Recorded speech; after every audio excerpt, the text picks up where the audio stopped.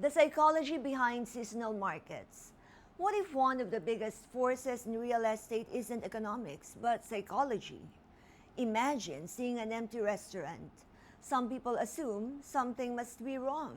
Others become curious. Markets behave similarly. When fewer people are buying, fear can create hesitation. Yet, experienced investors may see less competition, more negotiating room, and more time for careful decisions. For optimism creates bidding wars, fear creates waiting, but neither emotion changes a property's title, location, or foundations.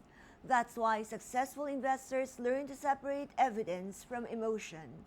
So study market cycles, question the crowd, and let patience become a competitive advantage.